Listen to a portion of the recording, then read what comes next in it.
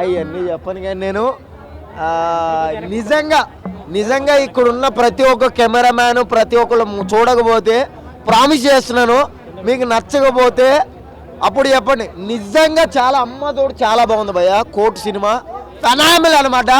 చాలా చాలా చాలా చాలా రోజుల తర్వాత ఇది సీతారామం సినిమా తర్వాత ఒక మంచి ప్యూర్ సినిమా వచ్చిందంటే నేను ఇదే చెప్తాను అనమాట. ఎందుకంటే ఇది సినిమా కాదు, 4 పాటలు 4 ఫైట్లు ఉంటే సినిమా అనుకుంటారు, కాదు మంచి కంటెంట్ ఉండాలి. అరే ఏం తీసినట్టు దిమాగ్ పెట్టినట్టు కొంచెం అరే అది వేరే అన్న, వేరే వేరే వేరే సినిమా గురించి చాలా మంచి చెప్పాడు అన్నాడు మెసేజ్. 10th నుంచి inter first year second year third year ఎవడైనా కానీ గుద్దవాళ్ళిపోయి సినిమా అనమాట. ఎందుకంటే ఎవరో కూడా మిస్ ఫైర్ కింద 18 లోపు ఎవడో కూడా లవ్ చేయొద్దు. శివాజీకి ఒక లైఫ్ ఇచ్చాడు అనమాట డైరెక్టర్. చాలా అంటే చాలా గ్రేట్. ప్రియదర్శి కూడా అరే కొన్ని క్యారెక్టర్స్ అసలు ఇది లేకపోతే ఫ్లాప్ అనుకుంటాం కదా, అలాగే ఉందన్నమాట. ప్రియదర్శి లేకపోతే సగం సినిమా లేదు. చాలా బాగుంది బ్రో, గూస్ బంప్స్ వచ్చినాయి చాలా చాలా సీన్స్కి అనమాట.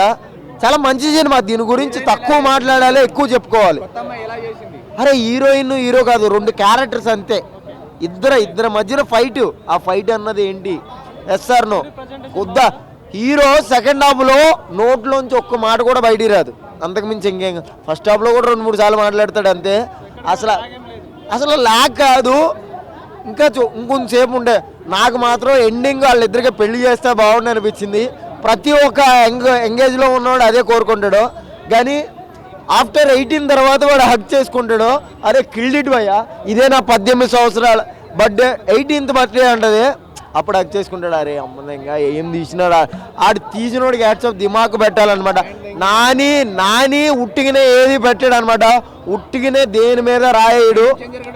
అరే గేమ్ చేంజర్ కాదు, ఏదో వచ్చింది దిల్రూబా అమ్మ సినిమా ఎందుకు తీస్తాడు అదో నాకు ఏం నచ్చలేదు. రాత్రి చూసిన సినిమా దిల్రూబా ఆడికి నాకేం అర్థమైతే 200-300 సినిమాలు తీస్తే గొప్ప కాదండి. 200 సినిమాల్లో ఒకటే తోపు ఉంటే గొప్ప. నాకైతే ఆ సినిమా అస్సలు నచ్చలేదు. దిల్రూబా కోర్టు మాత్రం గుద్దవాళ్ళు నిజంగా. అరే నాకు నచ్చలేదు అన్న. అరే ఆర్టిస్టులు కాదండి, క్యారెక్టర్స్ అంతే. క్యారెక్టర్స్ అంతే, ఆర్టిస్టులు ఎవ్వరూ లేరు, క్యారెక్టర్స్ అనమాట. నేను సీతారామన్ తర్వాత ది బెస్ట్ సినిమా చూశాను భయ్య.